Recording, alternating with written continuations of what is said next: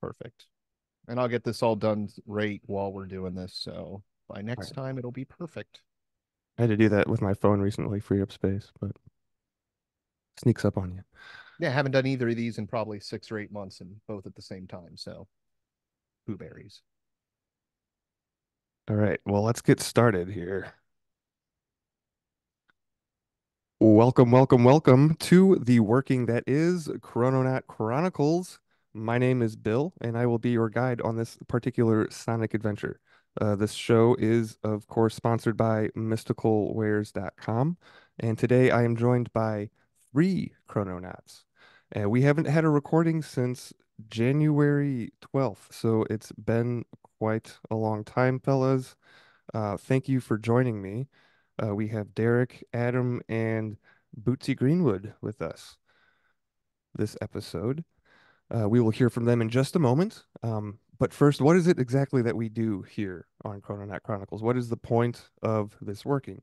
Well, as with any other spell or working, there are components to it, there are parts, there are steps, and these are our show segments. There are four of them to this working. We have the almanac, the gratitude, the silver, and the sword segment. And the purposes behind each of these are as follows. The step one, the almanac, is to kind of increase our awareness, make us aware of any upcoming planetary energies or any other thing that we might find in the almanac interesting, that we might want to work with and capitalize on. And so yeah, an example, an exercise in awareness and perspective. Step two is gratitude. This being a working, a love is a very, very important ingredient. So got to make room and space for that, of course. And when we share gratitudes on the show, this isn't something that we do specifically when we meet, right? The idea here is to stretch this out into infinity, essentially. So we're living within this sphere of gratitude uh, all the time in perpetuity, right? So. That is the aim of the second step. The third one, silver segment, this is all about expansion. We tend to learn something new in these segments. The last four shows we've done have been profiles in wizardry, what I've been calling uh, profiles in wizardry. These are actually classes put together by Azazel News about historical figures that have had pretty impactful impacts in certain fields, like remote viewing that we did Joseph McGonigal for that one, mind control, and just tons of other topics. So definitely check those out. But yeah, learning something new, silver expansion. And then step four is the sword segment. And this deals in matters involving spirit, dimensions, metaphysics, timelines, consciousness, and transformation. And this is really the what I like to think of as the pinnacle of the working here is to move, help us move um, from a victim mentality, if we find ourselves in such a mentality, to a hero mentality by using our thoughts effectively and efficiently. Because the thoughts are expressions of consciousness, right? So thinking intentionally can navigate us towards the fulfillment of our desires. So this is really an exploration of method, right? Of timeline management. And what it boils down to is choice, right? That there are no victims, there's only volunteers when you boil everything down. I do like to reference a quote from Carl Jung at this point, and that is the term thinking should, in my view, be confined to linking up ideas by means of a concept. In other words, an act of judgment. So what he's saying here is linking up ideas by means of a concept, and that concept is choice, right? Judgment. So we always have a choice, and we're going to explore some methods for effective decision making, making via Neville Goddard. Going all the way back to 1952, we've actually been going through this book, Power of Awareness, the last few episodes. We're on chapter 6, I think it is. It's called Attitude. So we're going to be talking about attitude for the sword segments, and it's a very short reading, only about a page and a half, maybe. And there's a couple quotes in there that he references from Ralph Waldo Emerson and William Butler Yeats. And then he has an anecdotal story to kind of um, illustrate the point he's trying to make. So now that we've got the outline of the show out of the way, jumping right into the almanac. Today's a Thursday. We don't usually record on Thursdays. It's usually been Monday recordings. Um, but so this is going to be in flux probably for the foreseeable future. But today is Thursday, March 7th. So looking at the almanac, we can see that nothing's happening really today. But tomorrow, Friday, we've got Mercury and Neptune conjunct, and Venus and Moon conjunct, and Mars and Moon are conjunct, all on Friday. So that's tomorrow, which is when this episode will be published. Saturday, we've got Saturn and Moon conjunction. And an interesting note from the Farmer's Almanac, the old Farmer's Almanac, because there are two, it says that the hummingbirds start their northern migration now, which for me is pretty exciting because I have hummingbird feeders. My wife and I put a few out every year, so it's a nice sign of the return of spring, right? So got that to look forward to. Sunday, we've got a new moon on Sunday, but it is also conjunct with two planets, Mercury and Neptune. So there's a lot of Neptune energy happening the next 7 days. Um, Saturday is also daylight savings time, so make sure to adjust your clocks accordingly. It's pretty quiet Monday and Tuesday next week. Wednesday, the moon has a conjunction with Jupiter. And then next Thursday, so a week from today, uh, the moon is conjunct with Uranus. So there's actually a lot happening. And spring's coming, change your clocks, get ready for the hummingbirds, right? So that's our almanac segment. Moving right on to the gratitude segment. We've had another person join us, I just noticed, after glancing away from my show notes. So gratitudes. Yeah, let's jump right into that. And I'm gonna pick on Ben because he just showed up. And Ben, first of all, can you hear us? Thank you for being here. And what are you grateful for? Yeah, brother. Thanks for the invite. Um, man, uh, I just accepted a new job, position, gig thing. Uh, and right in line with kind of the season change. So new beginnings are always fun. Congratulations. And yeah, dude, it's good to see you back on the show. It's been well over uh, months now, right? So Yeah, it's been a minute for sure. I'm going to save my gratitude for last. So let's have Adam. Adam Adam's with us also. Adam, thank you for being here.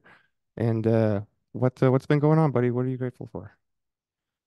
Oh my gosh. Well, I will say, I forgot that we do gratitudes, Oh no. but that's Out of okay. all these years of doing podcasts with me, I forget know, I gratitude. know. I've got tons of stuff written down, but no gratitude. But that's okay. I can come I am back. thankful also for the change in season.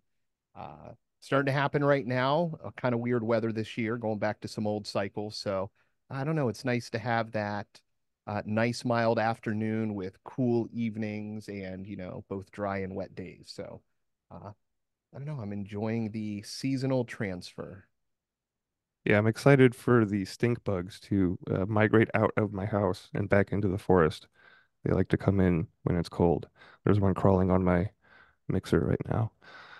Uh, You, I did buy, maybe I'll talk about that later. But Derek is with us as well. And Derek is actually the sponsor of the show. And he's got, after your gratitude, Derek, I was wondering if you could kind of update us on what's happening with Bigfoot's Den and mystical wares, because I never really I mentioned Bigfoot's Den like once or twice on the show before, but I never really went into detail. So I was hoping we could catch up a little bit. Well, that's going to be a real quick story, but yeah, I'll tell you real quickly on the gratitude. What's funny is you guys are talking about change of season and whatnot, and I wrote down here the option of change. I wasn't talking about season or anything, so it just kind of coincided with what you guys were talking about. But the option of change, meaning, and I love change. It's a great thing, gives us time to expand.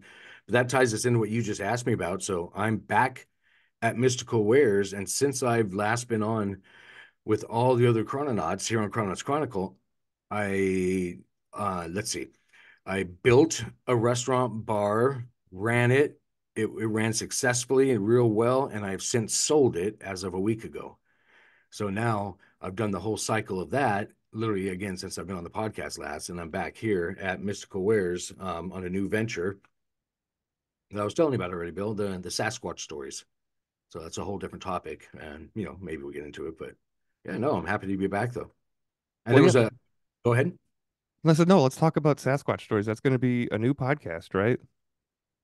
It's not just a new podcast. It's going to be a free online, I don't know, we'll call it segment series where it'll be video as well, and there'll be audio. It'll be on TikTok and YouTube. But basically, since I had started Bigfoot's Den, I was approached by a lot of people, and I had my own sightings as well, and so did my father and many other people because I'm here in the Pacific Northwest. Not that that's the only spot they're at, but basically lots of information stories coming in. So I thought, well, heck, let's put together a story. And yeah, it'll be a podcast as well, but I'm gonna have fun tying in the video and a bunch of images, and it'll be recorded by the first person point of view, so by the actual witnesses. So people will be able to come on and speak directly about their stories, like give testimony, right? Yeah, that's exactly what I'm gonna do. And then if I'm close enough and we get together, we can do video together as well. But regardless, it'll be an audio recording or interview of them telling their story. And then I'll just patchwork in different AI images and just graphics and stuff like that to keep it visually entertaining. And then, it'll be relatively short. I don't really know because each story is different. Right. Some people have taken 20 minutes to tell me their story. Yeah. Yeah. That sounds really exciting and entertaining. And if you need any help with it, let me know. I'm willing to, edit episodes or whatever. So I don't know. I keep in touch appreciate for that. sure. Yeah.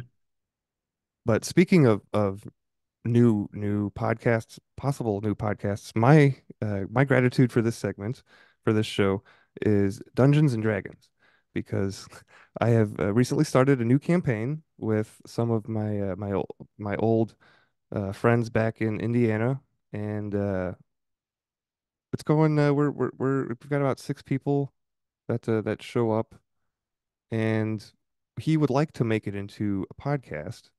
And I know someone that sponsors podcasts, so I offered to put you two in touch, and you can maybe possibly discuss it further later. But I like D&D because it exercises our imagination, right? And I think imagination is so important, especially when trying to manifest things in your life, right? Because you have to be able to imagine what you want, and that is an act, right?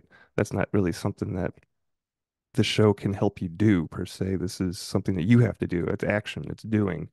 So I'm super excited for weekly D&D sessions again.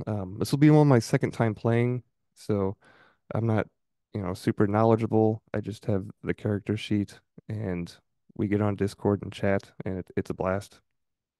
So maybe more information on that later if it's if it fits within our mission here.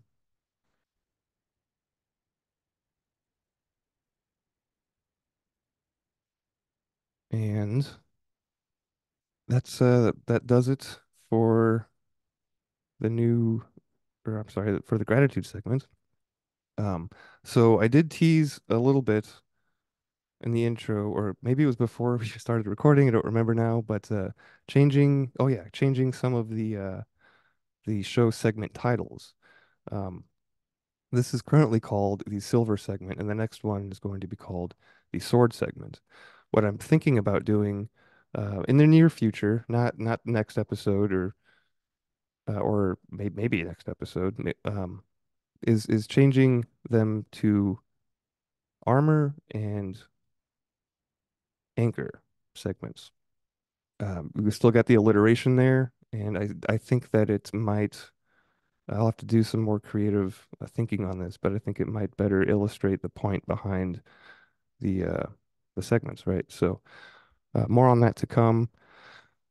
But I did want to share just a few news stories today. We've got one, two, three, four, five stories to go through, so not too long.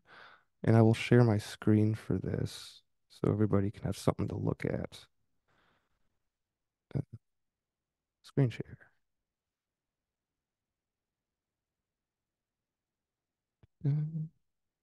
Okay. So this first one is some moon news from the Gateway Pundit.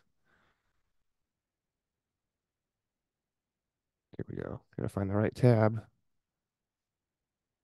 Did you guys hear that we landed back on the moon? This was kind of news to me.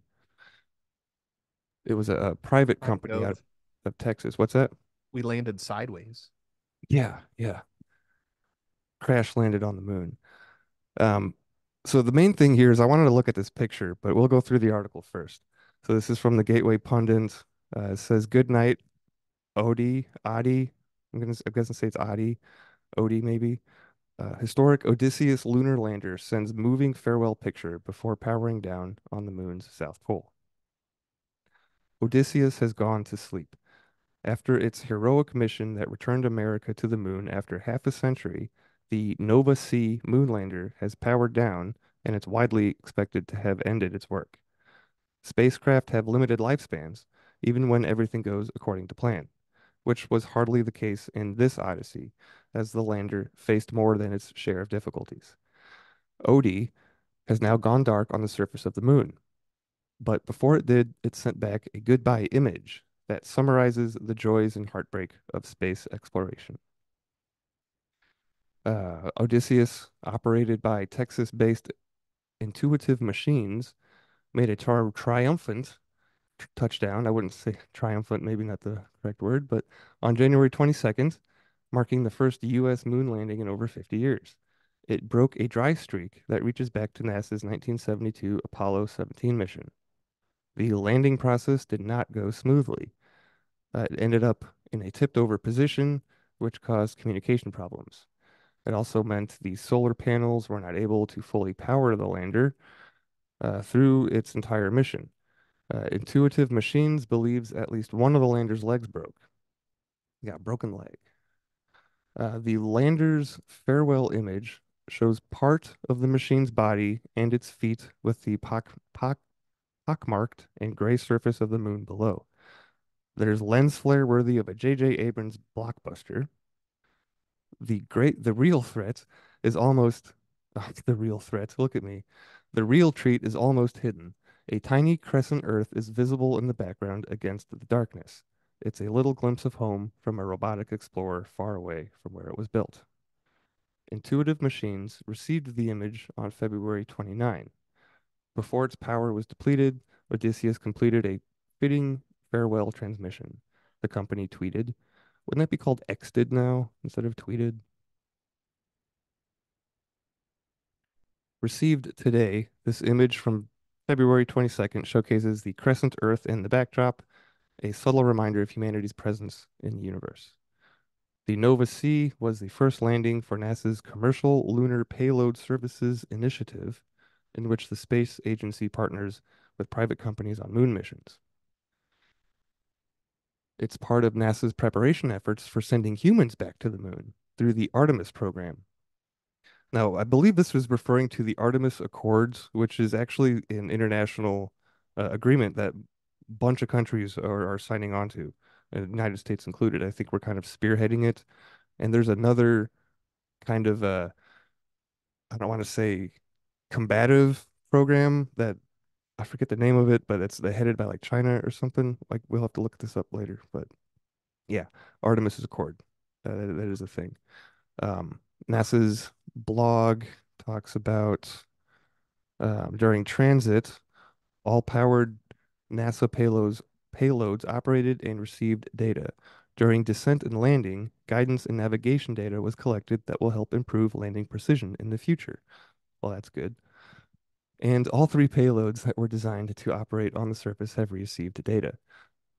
The first images from the lunar surface are now available and showcase the orientation of the lander along with the view of the south pole region of the moon.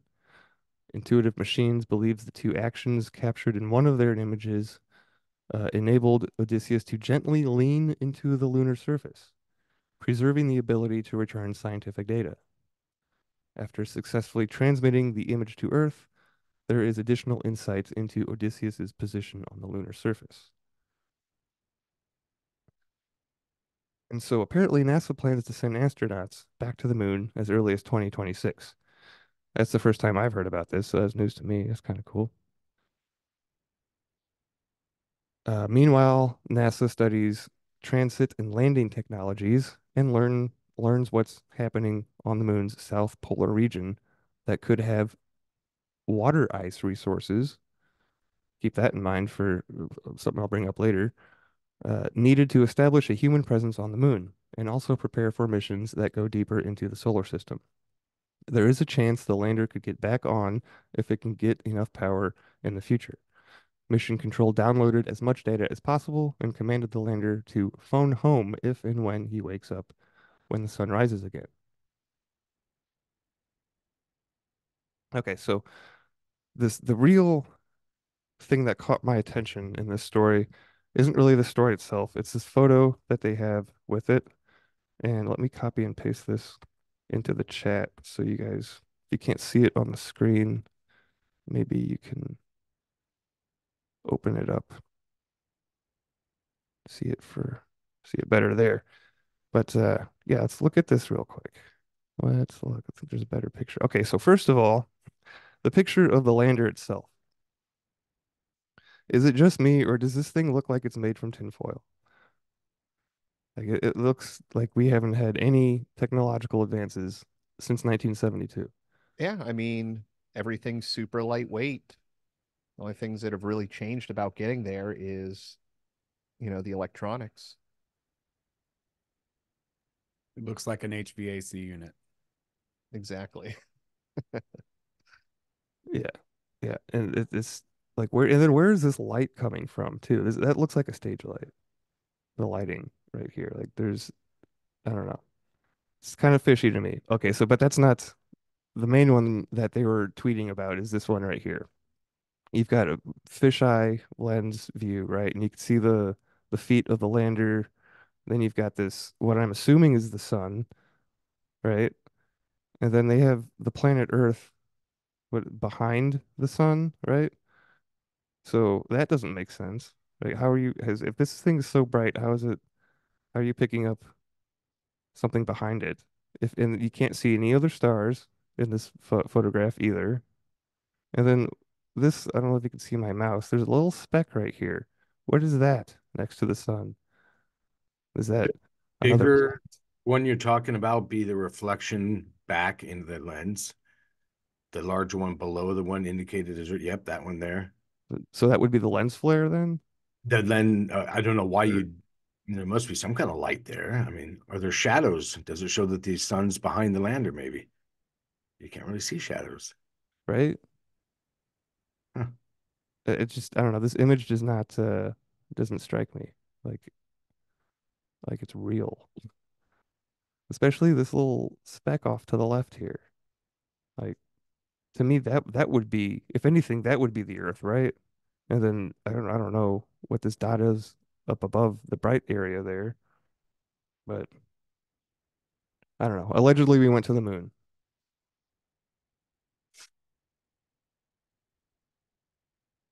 And possibly more trickery from NASA. Or we went and went, huh, Yeah. Okay, so speaking of the moon and celestial objects, how about this next story, which is also from Gateway Pundit, about the upcoming eclipse?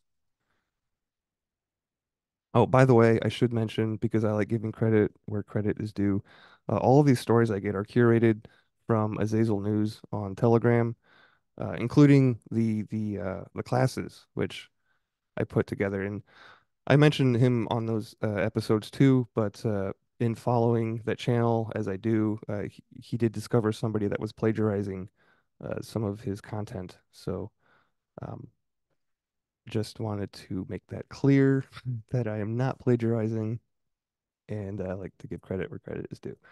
But this next story is about the eclipse coming up. There's an eclipse this April, and the headline from this article is, "This is weird.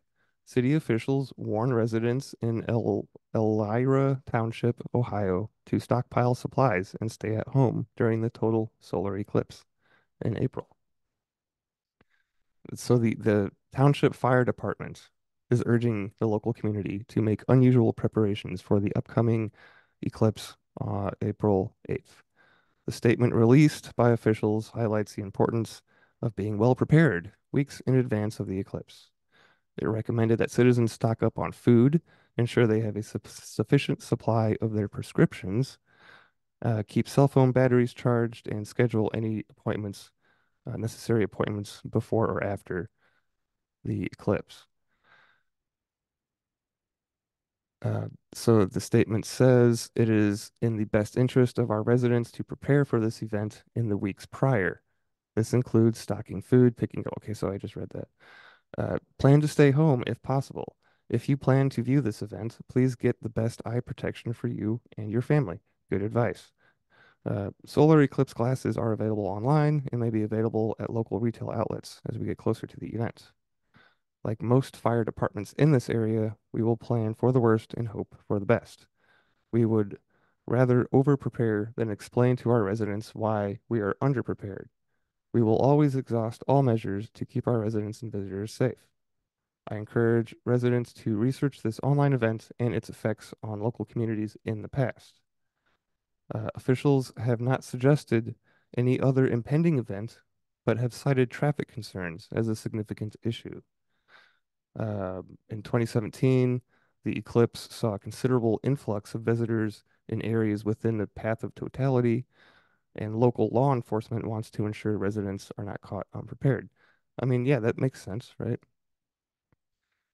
Um, the deputy chief of the police department in another town in Indiana, in Greenfield, which is near Indianapolis, says we want to make sure people are prepared for what we believe will be heavy traffic. So this one's specifically talking about the traffic in Indiana in particular.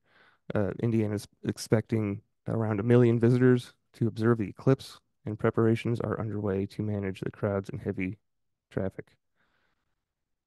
So wait, collect emergency supplies and special viewing glasses in case everybody is stupid, looks up at the eclipse and goes blind and gets run over by the traffic nightmare. Yeah, I don't know. I, I'm lost. This just kind of, it's a weird story. I get that traffic might be bad for a day or two, but I don't see why they would be trying to get people Is it a town that scared. has like one grocery store? I don't know.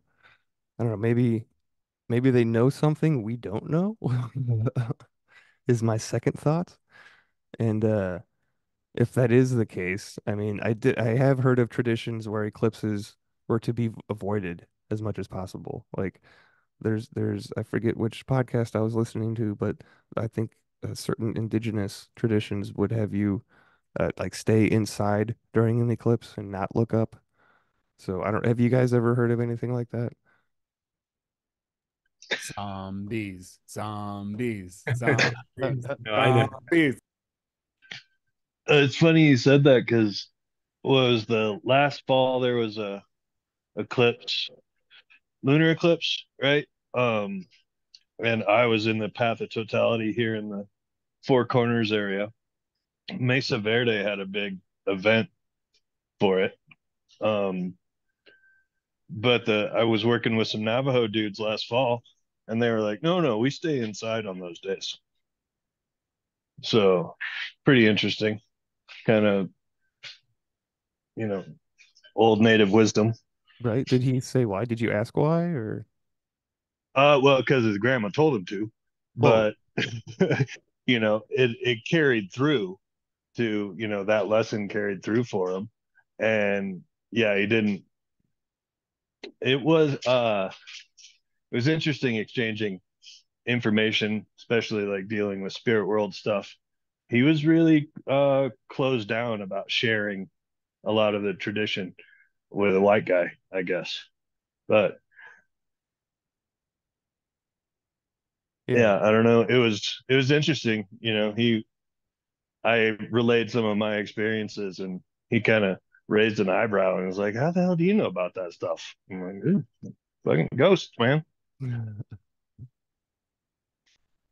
Yeah, the Hopi, actually I read a book not too long ago that you gave me, Ben, um called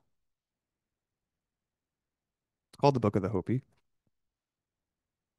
by Frank Waters, and their creation myth, right? They have stories about star people, about aliens coming to Earth and guiding the different tribes out, when they emerged from the inside of the Earth for, I think we're on the iteration number 3 or 4 of the world, according to the Hopis, right? That Yeah, the fourth world is what we're in now. Yeah, yeah, but they talk about the blue star, like the blue star Kachina is an entity that will come that has been here and helped humanity, and I don't know, can't remember like why they disappeared or went away, but yeah, there are yeah, stories about aliens in old indigenous legends and traditions and in the Bible if you want if Yeah, yeah, so pretty interesting there. Um I won't be doing anything special for the eclipse, I don't think. But Well, speaking of, if you're able to get into the center of one, it is an experience for sure. I highly recommend it. I think it would be cool to be up in an airplane. I've seen the videos of that up on, on You the want to be internet. on the ground. Right. You want to be on the ground. No, there is an incredible tonality change in the entire environment. The wind, the heat, the insects, the birds. It's wild. Yeah. Speaking of wanting to be on the ground when weird Earth and space weather happens, we do have a magnetic pole flip coming up in 2024, but it's not the Earth's poles, it's the sun. And I think we might have, I know Adam and I have talked about this before, but yeah, this is just another uh, story highlighting all the weird stuff that's happening in the skies above us. Yeah, the sun's poles flip, every so many years. It's a natural cycle. Yep, it says every 11 years, according to the USGS. There's really, I guess we can go, it's not very long. We can go through this real quick. Um, but yeah, no fear here, guys. No fear. The sun's magnetic poles are about to flip, and it could cause lower latitude northern lights, more intense solar storms, and potential danger for astronauts and satellite communication. However, experts predict there's no overt cause for concern. Many stars and planets, including the Earth and the Sun, have magnetic fields. Uh, However, the fields aren't stable and they cyclically switch during peak solar cycles. Um, a solar physicist at University of Montreal commented, "We are indeed seeing the sun more active than it's been in probably 20 years or so."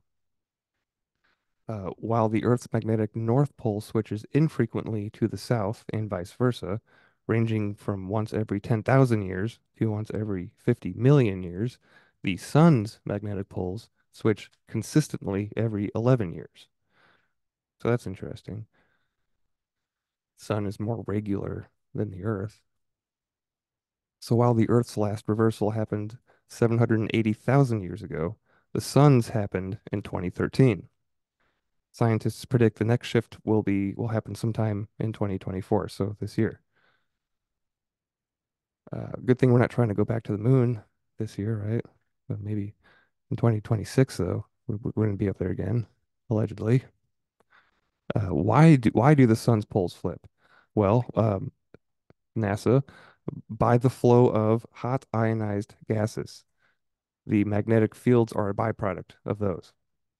So, and this process is referred to as a dynamo, according to NASA. And the dynamo reorganizes itself at the peak of each roughly decade-long solar cycle. Stanford solar physicist Phil Schreier described the process to NASA, quote, the sun's polar magnetic fields weaken, then go to zero, and then emerge again with the opposite polarity. This is a regular part of the solar cycle. The sun's magnetic pole reversals typically bring more intense solar storms, which can disrupt communications and GPS in space and disable parts of the electrical grid. So that might be kind of something to watch out for, right? The electrical part. Well, the big pole flip is on the horizon. That's the one I'd be worried about. That's what they say.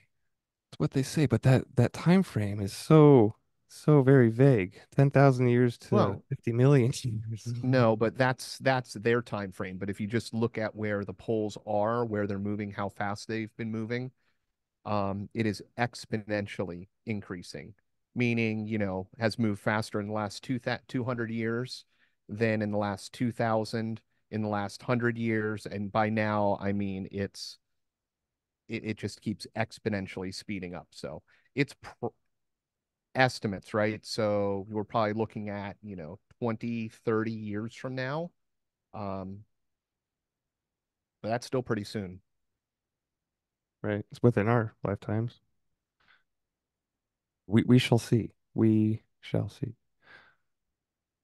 So the other effects of the pole reversal on the sun is, well, here we go. They published an article about it in Advances in Space Research. These two guys, James Green and Scott Bordenson, they described the great geomagnetic storm that happened in the summer of 1859 as the most famous space weather event in the last 200 years, commonly referred to as the Carrington event. So the northern lights are typically located between 60 degrees and 75 degrees latitude. However, that summer, intense auroras were recorded below 50 degrees, and scientists correlate their intensity with the sun producing more solar storms. Eyewitness accounts say that the sky was blood or deep crimson red, and that it was so bright you could read a newspaper by it. Another account published in the Rocky Mountain News came from campers in the Rockies who woke up to the auroral light that was so bright, some insisted it was daylight and began preparation of breakfast. Another anecdote from San Francisco, the whole sky appeared to undulate something like a field of grain in a high wind. The waters of the bay reflected the brilliant hues of the aurora. Not only did the magnetic pole reversal create more vivid northern lights, it wreaked havoc on telegraph wires. A significant portion of the world's 200 kilometers of telegraph lines were adversely affected and were temporarily unusable, which had a real economic impact.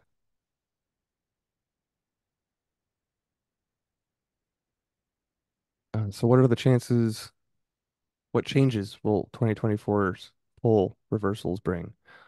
Um, it says while the Earth's own magnetic field deflects solar storms, aerospace engineering professor at University of Colorado Boulder, Dolores Kipp, explained how solar weather could impact life like it did during the Carrington event.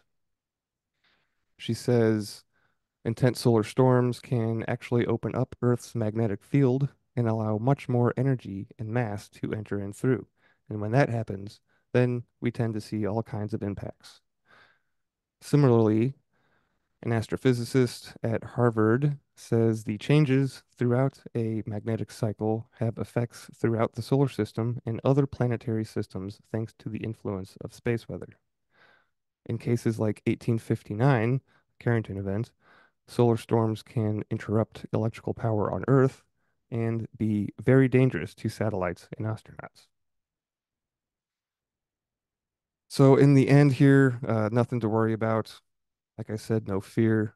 No matter what happens, we'll be fine. We'll make it through it. Um, Yeah. I would highly recommend people check out the YouTube channel or on Twitter, Suspicious Observers. Um, get a lot of interesting information on what's going on with the sun there. Daily updates, space weather. Um, highly informative. I know Bill's heard me talk about them. yeah, I have followed on the YouTube. So that does it for that story. Something else to look out for coming up relatively soon. But speaking of space, space.com is where we get our next story from. And this has to deal with Pentagon moving to declassify some secret space programs and technologies. Adam, have you heard about this? I know that you follow this topic pretty closely. Yeah, yeah, absolutely. I've recently done a kind of super personal deep dive thanks to Jesse Michaels on that. Um, but yeah, there is tons of physics that's been suppressed, and after a while, you got to let some of the old stuff out. So for sure, I have, and yeah, I expect it to be the old stuff from the back of the drawer. Yeah, it doesn't sound like it's going to be anything super exciting, but I do still want to go on record and say that I'm expecting moon disclosure to happen sometime in the next 4 years, I'll say. We're going to learn about the people on the moon, and the public is going to learn about that, right? And um, yeah, UFOs, that we have them, and the ETs are here. So those three things are would be, will make a much more exciting story. But this is still progress nonetheless. I think it's a step in the right direction. So I think we should see what they're doing. Keep an eye on them, military people, right? So it says the article, the United States Department of Defense wants to declassify more space programs in order to boost the nation's military edge in space. As the world's superpowers continue to invest in the militarization of space, some leaders at the Pentagon believe it's time to declassify some of the secretive space programs in the United States portfolio. To that end, U.S. Deputy Secretary of Defense recently approved a new policy that will reduce the classification level of some highly secret space programs and technologies.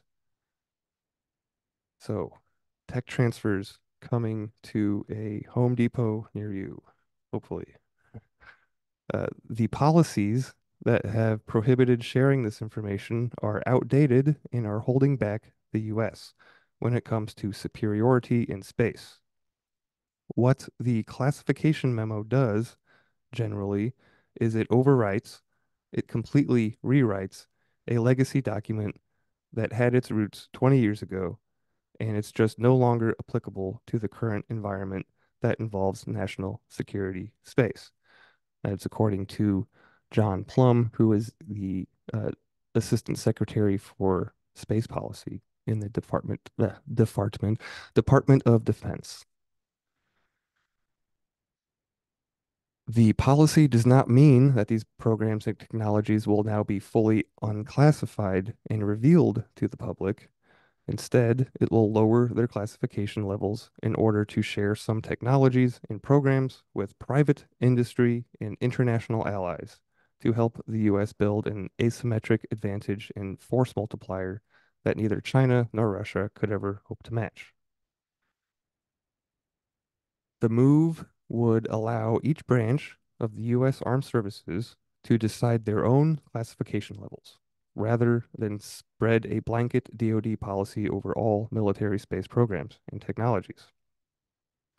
One of the key issues driving this policy change is the use of what are known as special access programs, security protocols that severely restrict the sharing of highly sensitive and classified information. Some of these SAPs are acknowledged, meaning their existence is known, but the public, but their details haven't been released. Others, however, are unacknowledged, meaning their mere existence is even a secret. So at this point in the article, I couldn't help but thinking of Stephen Greer's Unacknowledged Special Access Program uh, documentary that is available on Amazon last time I checked. Have you guys had a chance to watch that? It's been out for a few years now, I think. Oh yeah, I have I've seen not it. had a chance to check it out. Yeah, it's interesting. Yeah, it's definitely worth checking out.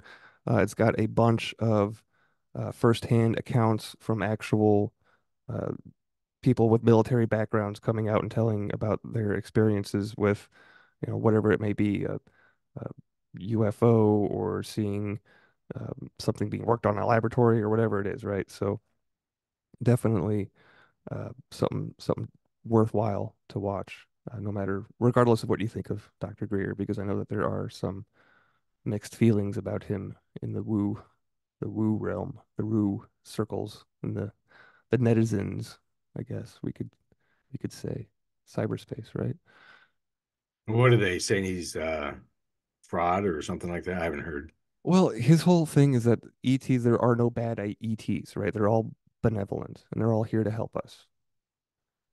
Oh, I think that's the I part that see. people have a problem with. Okay. Yeah, that makes sense. So, um, the article continues.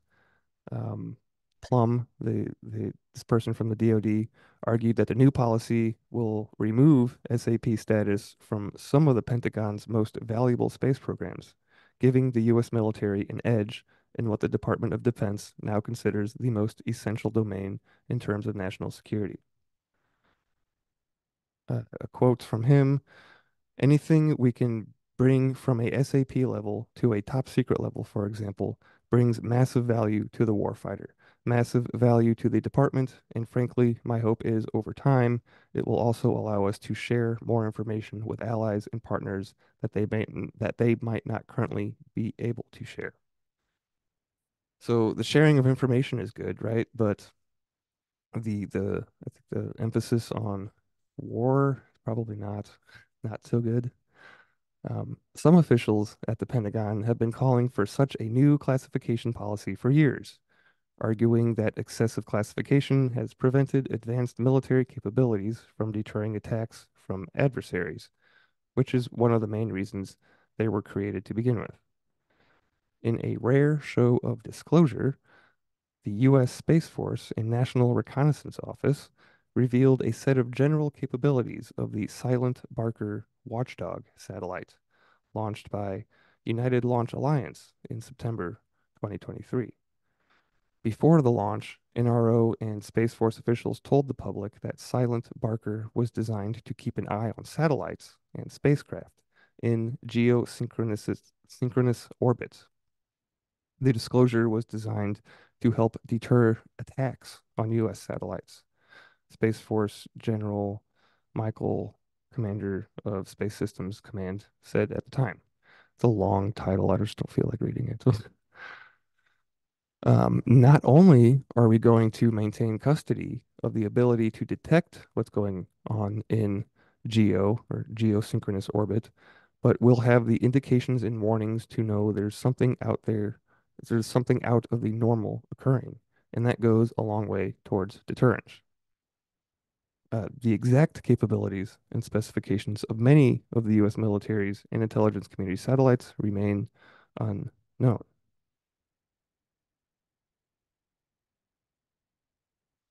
So, again, not anything super exciting or mind-blowing, but step in the right direction, I think. And this is a perfect segue into our last, well, yeah, our last big news story. This is from Exopolitics, which is put on by Dr. Michael Salla. And this is a podcast that's been going on for a number of years now, I believe. But this specific segment, it's a 3-minute clip I'm going to play for you guys.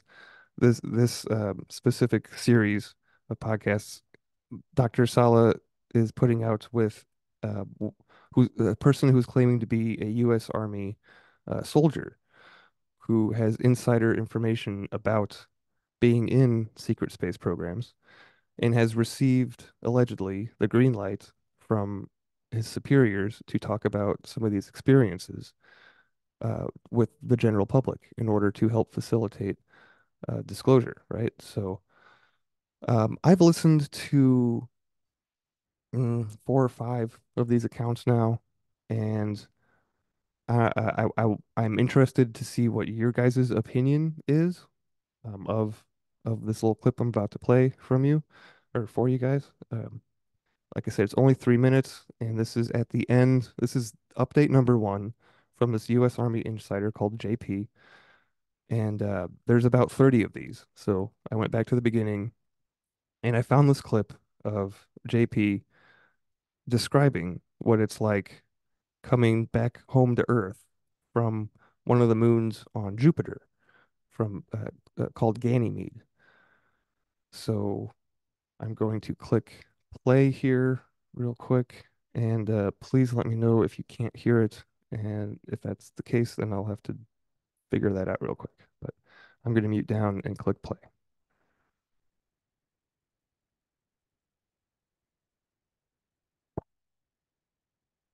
Coming back home from the Ganymede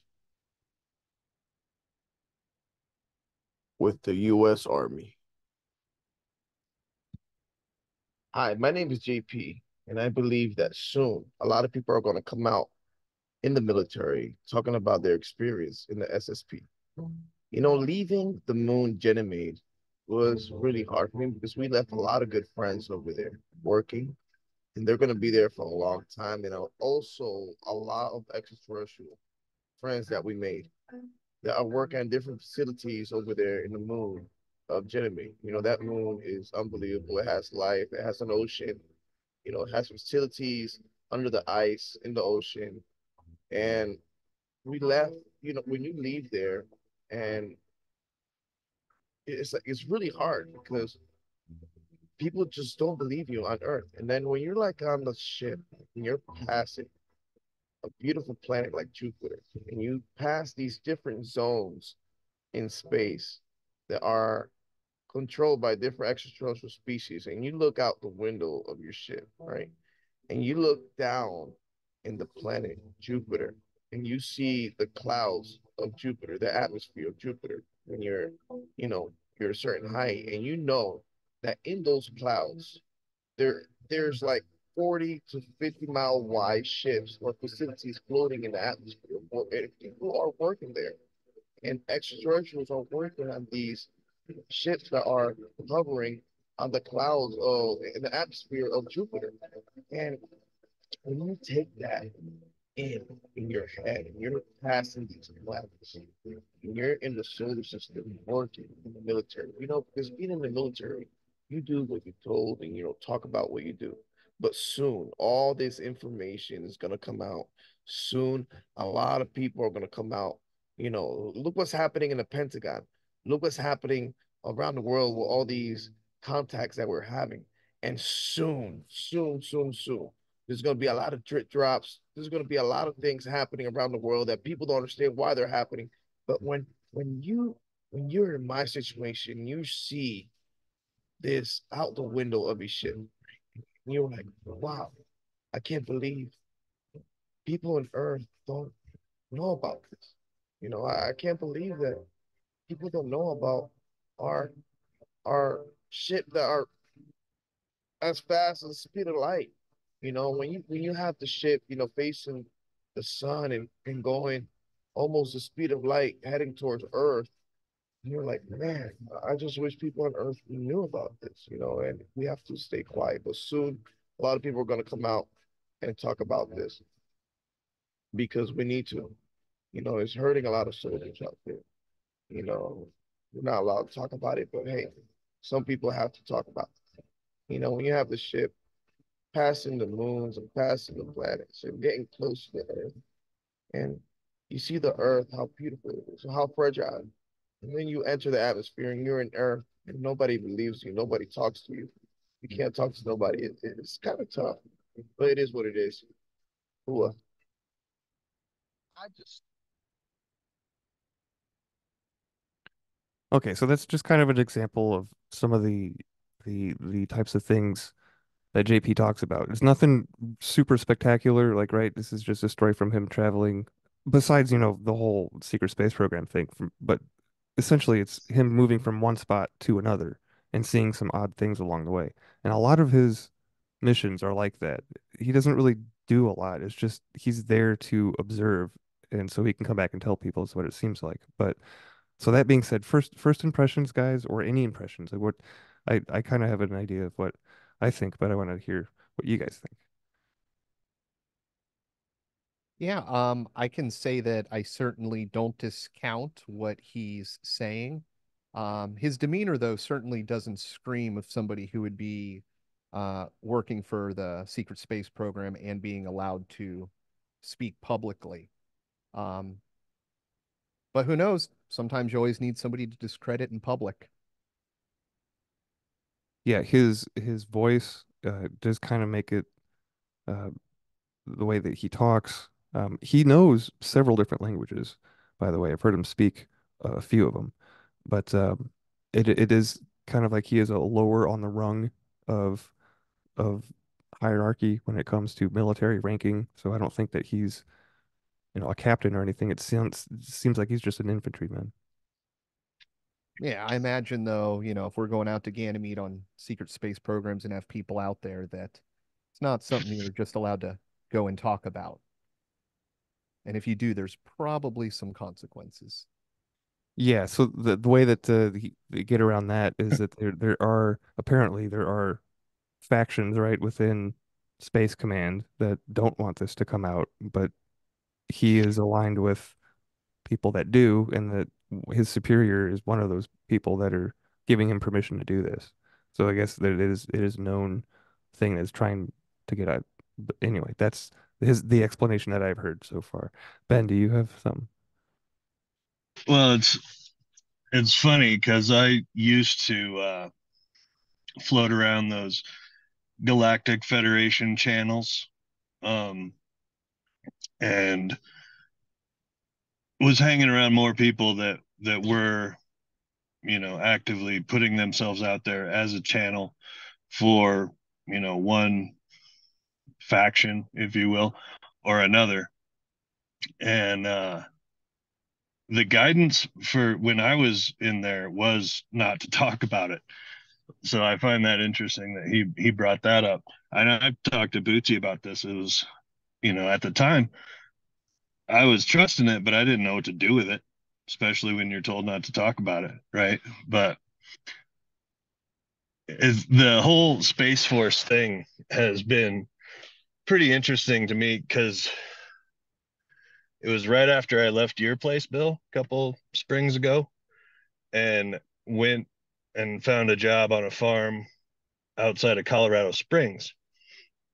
And I had to pass a gate for the Space Force base there. And there's all kinds of other high strangeness around Colorado Springs. But the you had to go through a gate on Enoch Road, which I found interesting. And driving by, I noticed it was an energetically charged place. Like there was a lot going on in there. Yeah, there's absolutely stuff. I mean, we just read a story about how there's stuff that we don't know about, and but we know we don't know about it, right? The acknowledged special access programs. So, um, Derek, I did want to get your uh, perspective on this specifically because I know that you can perceive objects that are outside of the normal spectrum for most people. So, do you have any? What are your impressions? Well, and okay, well, I'll be totally honest and blunt, of course, like he'd like. There was deception in what he was saying. So I'll say this in the information, I don't doubt that that's an accurate thing but as far as the presenter, him, no, there was deception. I'll just say he was off energetically on a lot of things, and I'll just be real, shot up my spider senses. So for a lot of reasons, and that also takes me back to my correctional officer training, where we're literally trained every year on how to have conversations with incarcerated individuals and to listen to how they're speaking and what they're saying. And I'm not just talking about the tone and things like that, but how many times they repeat certain words and things like that. So there was, so again, I think it's an individual maybe put out to discredit creditable information. So it's, one of those type things from my opinion. Yeah. Yeah, this type of information is really it's a really good distraction. I'll say that. And I got it did I did get a lot of red flags when I first came across this too. So when I do listen to these types of things, I take it with a huge grain of salt. And the reason for that is because I kind of got duped. I don't want to say I didn't buy into the whole Corey Good thing. Are you guys familiar with what happened with Corey Good and Gaia TV I before? don't think I heard any outcome of that. One quick add on those. Listen to that clip later and count how many times he says the word Jupiter in that 3 minute clip. But what did Corey, is he? He's another person that claimed to be part of these special access programs and that The blue avians. yeah, he was abducted by the Blue Sphere Being Alliance and these blue bird aliens, and he was taken to the moon to be some kind of like note keeper for UN type conference thing. Yeah, Anyway, crazy phenomenon. He had a huge following, and anybody yeah, that spoke out against him would get harassed or doxxed. It was nuts for a while. yeah. So there were a few individuals which called him out because they figured he was lying, and so Corey decided to sue those people. One of which is Cliff High, who is somebody I've come to admire since discovering his work, and he lost. Corey lost in court, so he essentially had to admit that all of his stories that he was feeding people were made up and that they were lies. And yeah, so the kind of and I followed him. I followed him on Telegram for a while. That's not something I followed closely, but something that I kind of had in my back pocket to keep an eye on because I thought it was interesting. So yeah, when somebody comes out with information like this, I'm immediately skeptical, but at the same time, I want to be optimistic because, I would like to see, a Star Trek like future in store for us. So those are my thoughts. Ben, did you have some? Well, you brought up something there about it like being distraction, Yeah. and ultimately that's what for me on on the path I'm on currently, I found it to be a very big distraction. And when I sort of stripped it away and cast that energy out of my sphere, um, it was actually holding a fairly decent energetic boundary.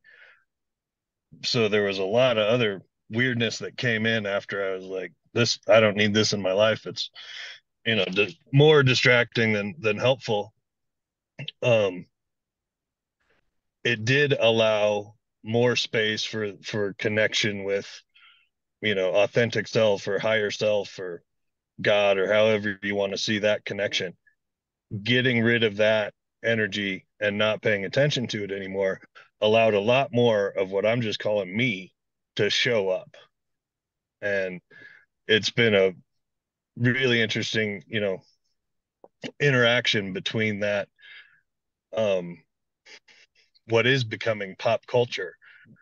And because it did, it was a very distinct energy, and it's when its channels were open, it was pretty clear messaging.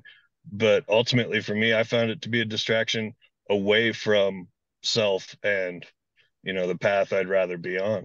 So Yeah, that's half the time, I would think it was a Russian MK Ultra program anyway. well, yeah, distractions regardless. Neither of those would be good, especially the MK Ultra thing, but um yeah, I think that's probably Adam. Did you have another thought? No, sorry. No.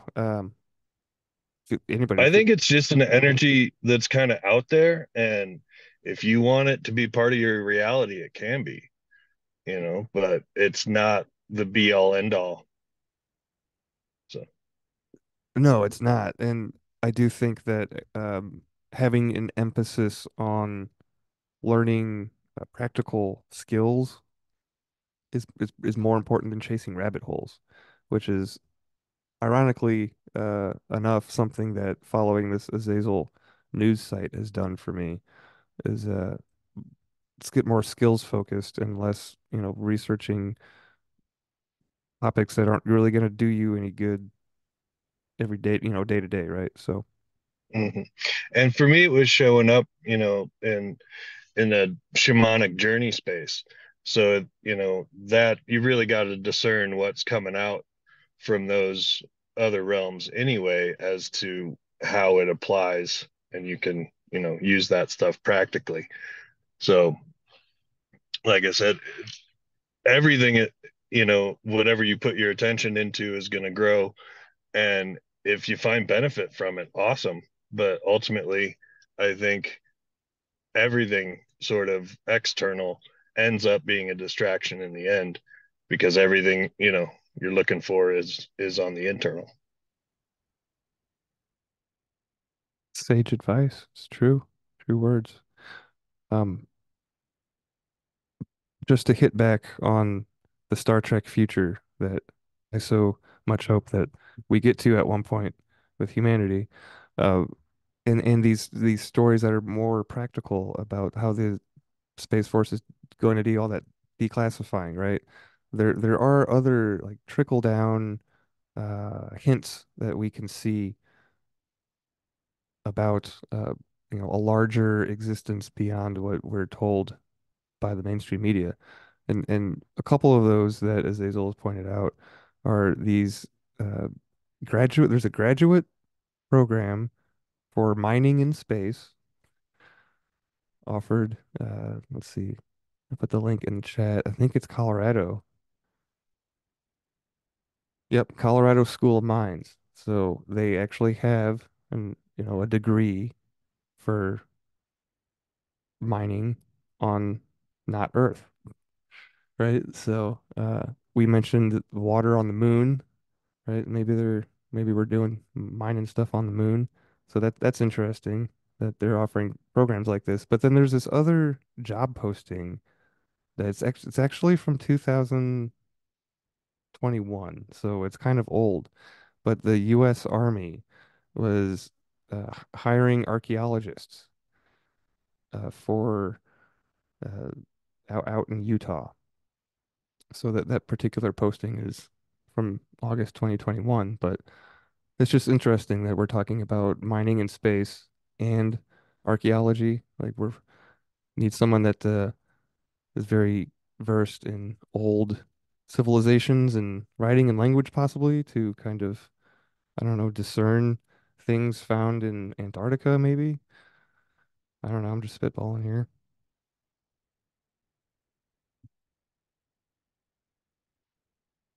But yeah, so that's definitely another a topic that we will keep an eye on for sure.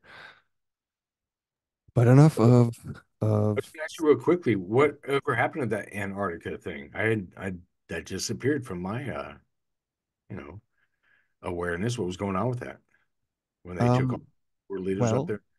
uh, actually JP talked about one of his trips to Antarctica where they came across there was a bunch of military personnel already there. They had discovered some kind of ancient temple that was very beautiful architecturally. It was huge, and inside there were a plethora of statues from different pantheons of God, like Greece and India. But what they were taking out of this temple structure were gold discs that had Sumerian-like markings on them, and they were being put into container ships that had different writing, like different languages from Earth, like Chinese and Korean and English and or whatever. Like they're going to be shipped off to different countries, and so he was helping load this gold out of this ancient fortress that was found down in Antarctica. So that's the last I heard about Antarctica. Has anybody else heard anything? Yeah. same thing. There's, heavy military presence among many countries working together in lots of secrecy. But beside that, a lot of the postulation I've heard is that it has to do with the disaster cycle, and that one of the things that happens when you get a solar outburst from the sun is one of the postulated uh, reasons it happens, recurrent micronova, that so much energy is released into the earth and into the core with a very weak magnetic field around the earth, that the crust actually unlocks itself, and will rotate around. And that the last point at which the equator was um, moved was from the equator up into Antarctica, and that there they have found uh, artifacts of significance from humanity before the last disaster. Just a theory I've heard. No, that's something that Cliff talks about too. Cliff High. I've heard him speak of research that he's done that led him to discover that there was once a landmass Hmm. in between the tip of South America and Antarctica that was attacked. It was destroyed on purpose by space aliens, I think is how the story goes. And that is what caused the cold climate to happen. Otherwise, there was warm air being forced down there, and there was like this really advanced super civilization that had its home base down there. So, and I've also heard that there's HARP communications device and earthquake weaponry Oh down there yeah, as well. there's So, a neutrino detector that has also been implicated in not just detecting neutrinos, but being an outward directing energy force, but specifically designed with the intention of downing UFOs and UAP for recovery. yeah, yeah, and I heard about that. I think we might have covered that on the show, but there was another whistleblower person that came forward that had experience at their Antarctic base on Yeah, there's a the guy that Sean claimed Ryan to show. be, yep, Sean Ryan. He claimed to be a electrician and firefighter, and due to his unique skills, had the keys to access the facility and spoke to some people. So I'm not really super bought into him, but um, again, there's some super crazy sus stuff going on up there, and the conventional explanations don't make any sense. Usually not. Yeah. So how about some unconventional explanations in the sword segments? So like I said, yeah, reeling it back in from chasing rabbit holes to something that we can actually implement and use to make a positive effect on our life. And so, like I said before, this is going to be a reading from The Power of Awareness by Neville Goddard, published in 1952. This is from chapter 7, entitled Attitude. And what I'll do here is I'll read through it once, and then I want to go back and just kind of touch on a few parts that I made notes on and that I found myself confusing, so we can kind of rehash it together.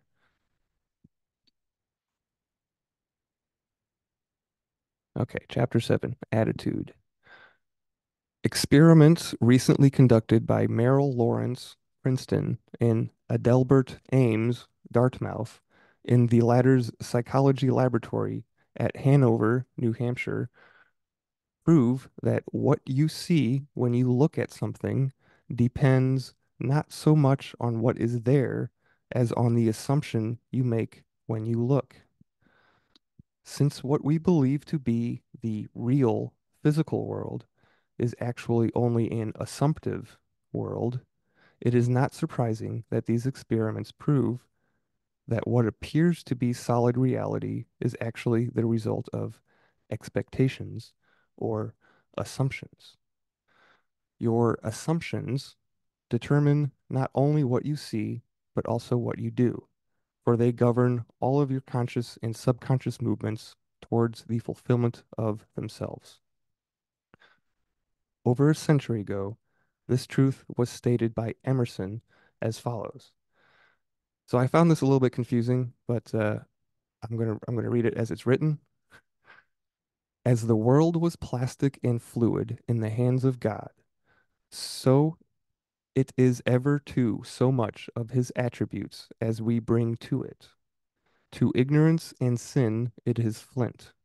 They adapt themselves to it as they may, but in proportion as a man has anything in him divine, the firmament flows before him and takes his signet and form.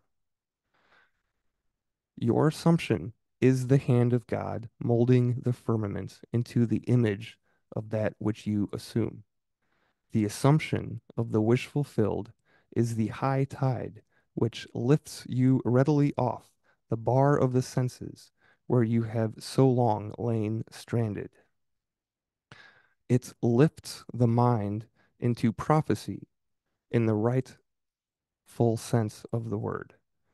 And if you have that controlled imagination and absorbed attention, which it is possible to attain, you may be sure that all your assumption implies will come to pass.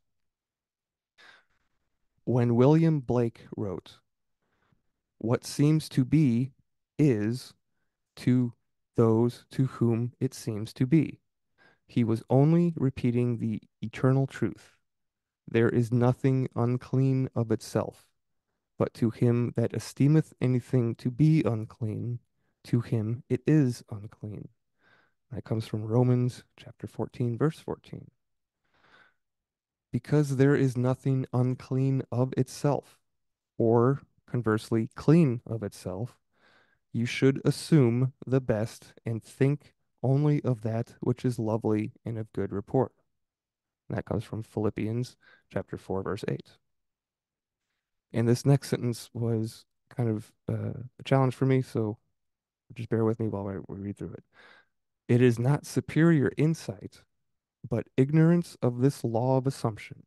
If you read into the greatness of men some littleness with which you may be familiar, or into some situation or circumstance an unfavorable conviction.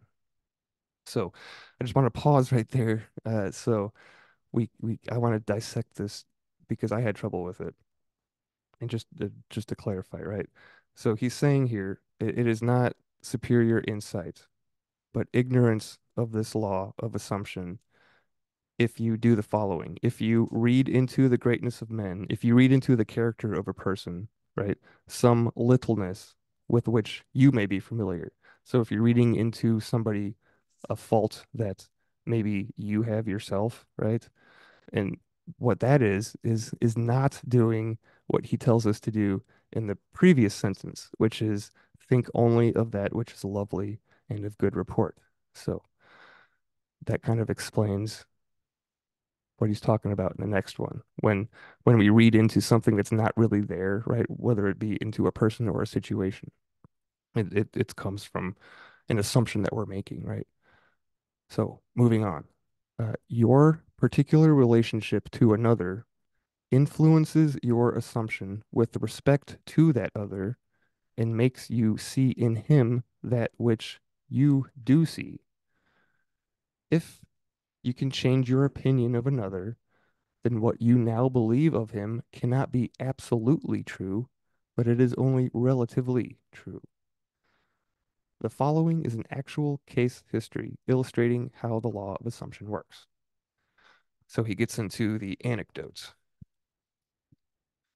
A little less confusing sentences from here on out.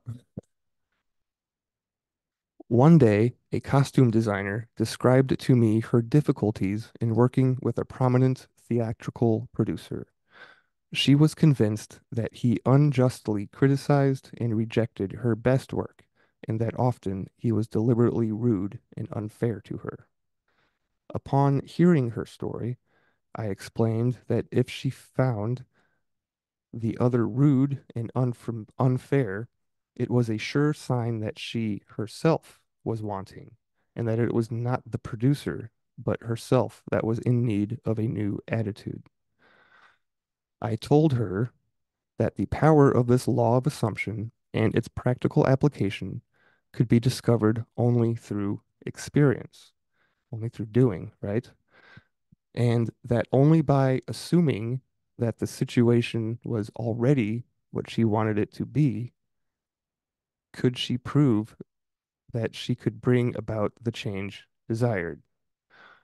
Her employer was merely bearing witness, telling her by his behavior what her concept of him was.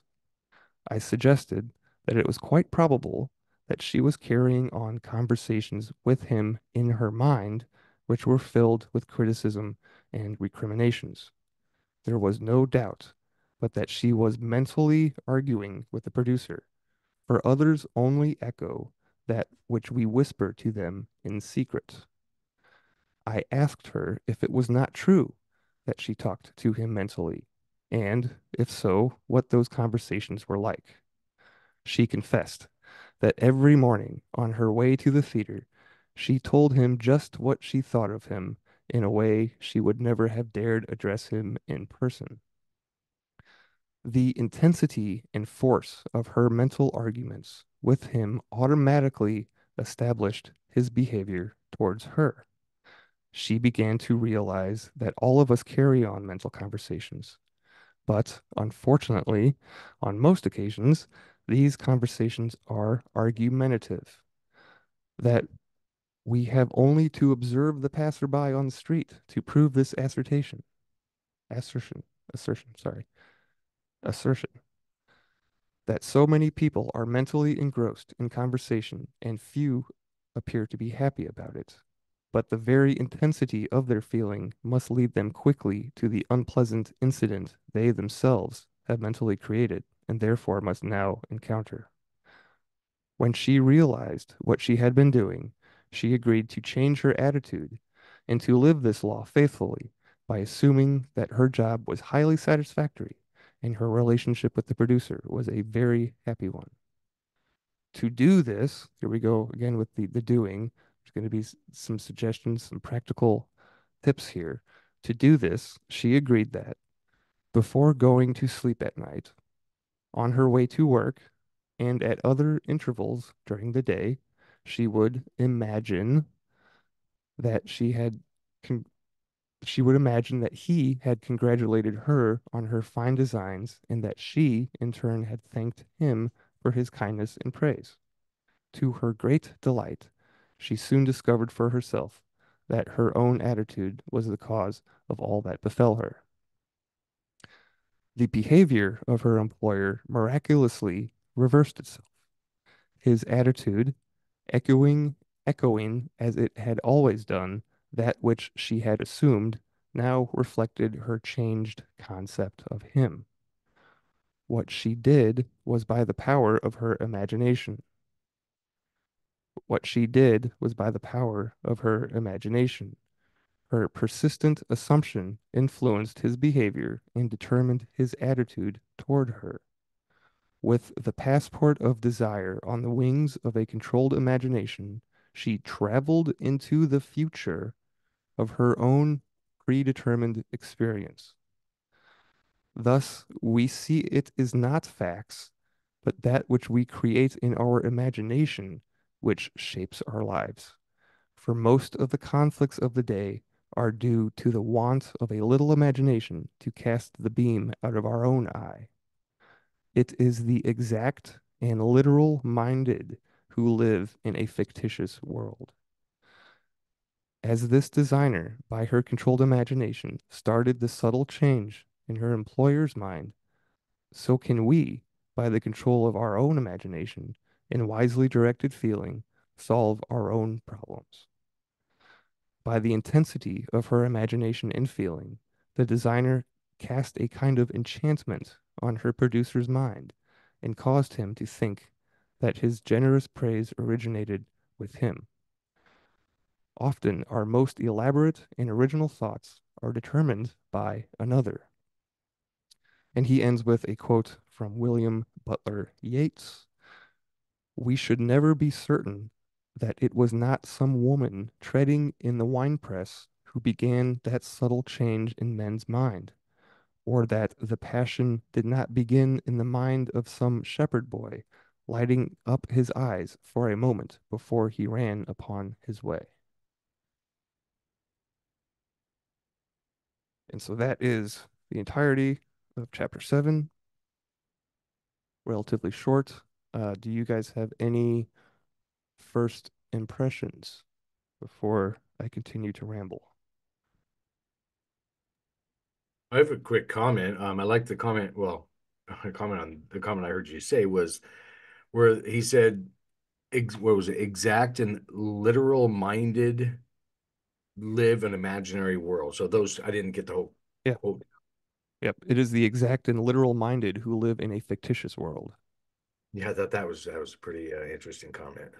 Yep, that's I had that underlined to come back to, Derek. So great minds think alike, right? Yeah, it reminds me of an interview that Project Unity recently did with, I think it was a physicist. I can't remember his name. But it was just talking about the idea that, the physics we have is based on the physics that we research. And in an infinitely complex world of possibility, that um, there's so many ways to do things that we literally, within our scientific ability and thinking, are kind of bound by um, the things we're able to detect and how we go about detecting them.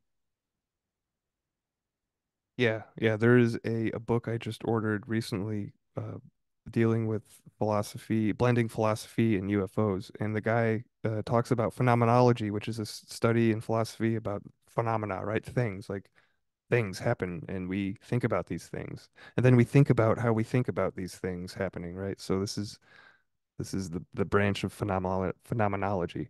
I remember taking this course in college. It was probably the most confusing and challenging philosophy course I took. But anyway, he brings up in his book a concept about something called like an Uber object.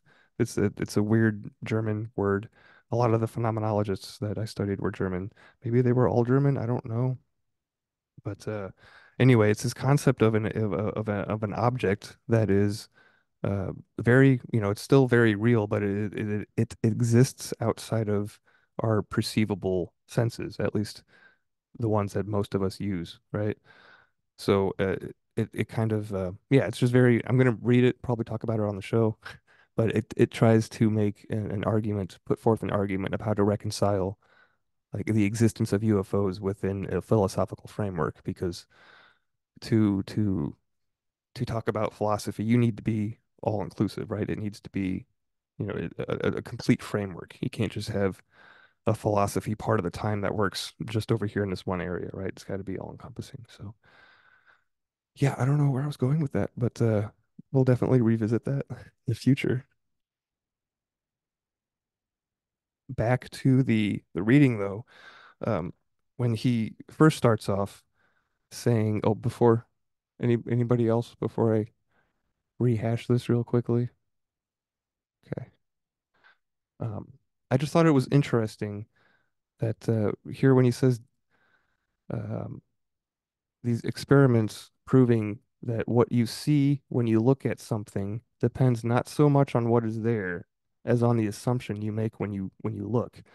So this brought to mind not only the like the double slit experiment that everybody's heard about with quantum observation, but the other example that came to mind was what the native Indians saw when Europeans showed up, specifically Spain, right? In South America with their ships and their fancy armor. The Indians had initially thought that they were gods, right? That was a huge, giant assumption to make, and they ended up not going so well for them. So just an interesting example that popped up in my mind. Not really, I just illustrates the power of assumption, I guess.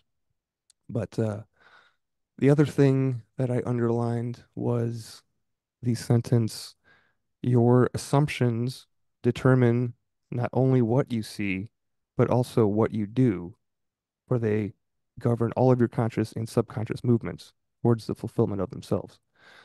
So assumption, we can substitute the word assumption here for choice, right? And just to tie it back into the whole theme of this particular segment is to go back to that Carl Jung quote.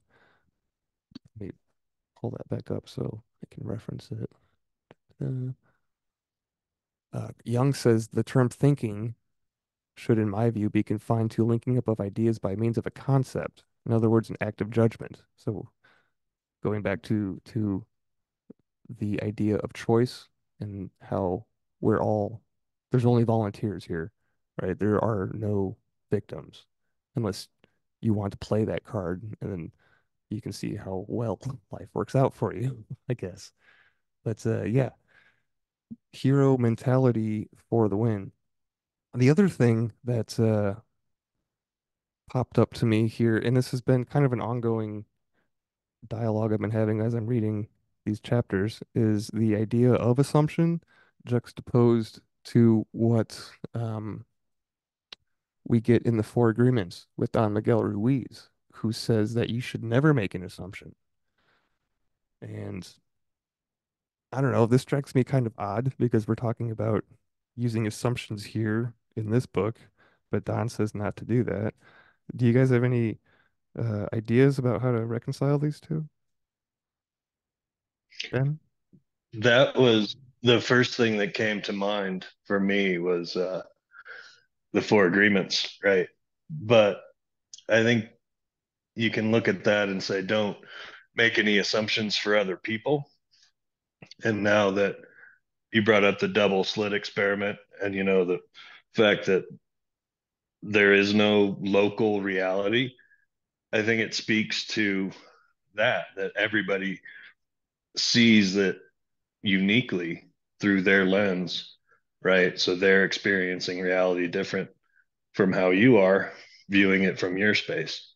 So using assumption for your own story um to move it forward, but not assuming for anyone else, maybe would be a fun way to look at it for a minute. Right? That, I mean, that brings up the whole concept of perspective to me. And yeah, I think you're right in that Neville would suggest that we only assume if we're going to make an assumption, we only do that if it is a positive one that we would want not only for ourselves but for the other person too, right? Because that's how we can tell between white and black magic. If we want it for ourselves as well, as opposed to imposing something that we know that other person doesn't want, right? That would be black magic. But yeah, that is also using that trick of perspective and putting yourself in another person's shoes. It is also a trick that I've heard spies use a lot in their trade craft. If you can think from the viewpoint of your adversary, essentially, this will reveal to you certain things that you're not going to see if you're thinking from your unique perspective, right? And yeah, so Neville, I think this is what Neville was talking about when we went through that the second confusing sentence about it is not superior insight, but ignorance of this law of assumption. If you read into the greatness of men some littleness with which you may be familiar, or into some situation or circumstance an unfavorable conviction. So these would be assuming bad things, right? And that would be, as opposed to, the opposite, assuming good things, which is what he referenced in that quote from Philippians, that you should assume the best and think only of that which is lovely and of good rapport. So, yeah, I can't really argue with that. Um, I I do think that it's interesting to contrast it to Don Miguel's work, and which brings to mind tangent, um, another person that you guys might be familiar with from 13 Questions. We got a lot of referrals through him. Was Mark England. He does the Enlifted coaching program, and I listened to one of his podcasts recently, last week, and it kind of uh, brought that whole, the whole soft talk challenge and stories that we tell ourselves about ourselves type thing, thinking back into my sphere. And where was I going with that? Oh, it'll come back to me. Yeah, it's definitely something I buy into. I know you just Yeah. reminded me of it there. The stories we tell ourselves is Yeah. basically the entire philosophy behind Darren Brown and cold reading. Cold reading, Darren Brown. I'm not familiar with those. Oh yeah, well, so Darren Brown is a guy who does cold reading on people, or um, a lot of psychic magic in public. He's really big in England. I've seen things where he goes into a place and through manipulating a person with distraction, use of words, will pay with like blank dollars instead of real money. Really, really interesting things. But along that idea that you really do build your reality around you, and the person that you are is the stories that you tell yourself, and that's how you can deconstruct other people and make it look like magic, is because people are um, much less unique than they like to think. Yeah, the the other concept that Mark brought up in his he had a class that he offered for a while and then he discontinued it. So I took the class. It's no longer offered, but during the course of this class, he was one of the bullet points that he was emphasizing was to never speak in absolutes, right? Which itself is an absolute. So it's kind of a paradox or a No, that's negation. funny, but But yeah. Yeah, it's just no, I like it. The answer itself is very tricksterish. it is, and this is where you can tell like the paradoxes like this. This is where you could tell like there's some mystery. There's a there there. This is where Yeah, we can find there's a truth God, between the right? light and the Yeah. dark. There is something in between, but what is it? Hmm. It's not light, it's not dark, but it's there.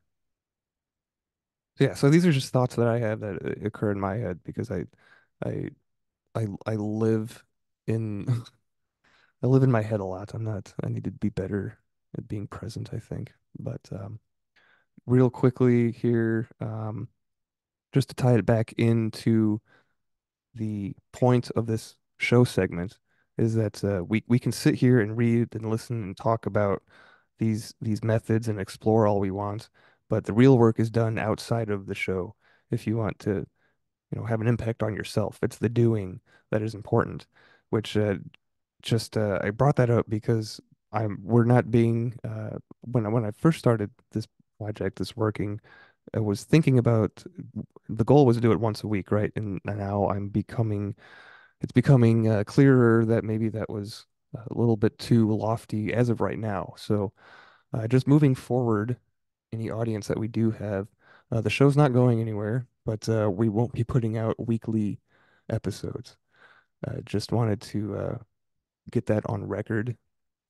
Um, I would suggest that you take something that you found useful here, maybe, and you know, implement it, because that's what I will be doing with my time. Um, the other cool thing that I thought about was when Neville was wrapping up and he says, with the passport of the desire on the wings of a controlled imagination, she traveled into the future of her own predetermined experience. So that's a chrononaut, right? She's time traveling. Like, we're all time travelers. That's why I picked the name for the show, is because essentially, whether you like it or not, we're time travelers. So I thought that was cool. A cool tie-in. And then I underlined what Derek pointed out. It is the exact and literal minded who live in a fictitious world, which I thought was funny because I was thinking about D&D, right? And that's completely made up, but you know, it isn't literal or exact. And yeah, I don't know, it's another one of those paradox things, right? Exercising our our imagination in order to mold real world, right? Um, and then lastly, all of this being said, it is you could redefine it or define it as sorcery. Want to end with a little bit of word play, right?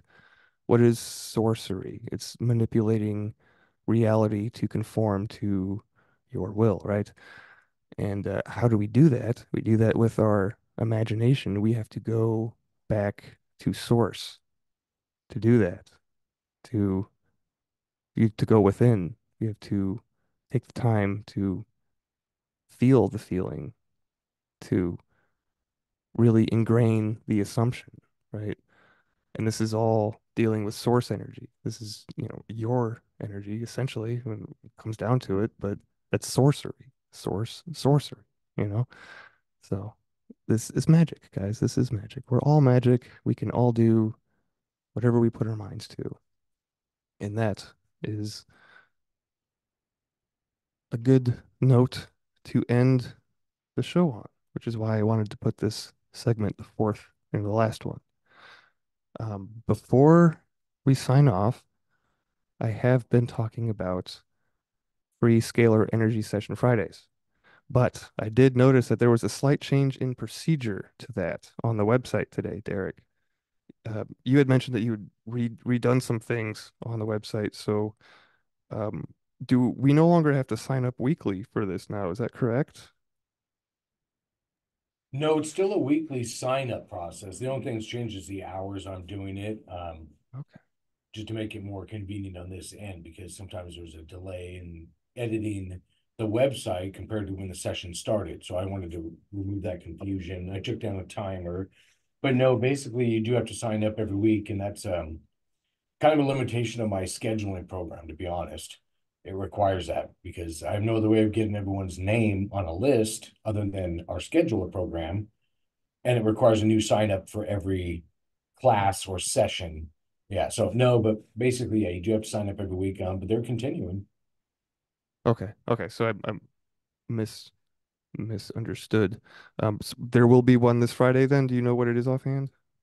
No, I don't. I think it was digestion and gut health, but Okay. uh, Okay, well, regardless, listener, that is still going.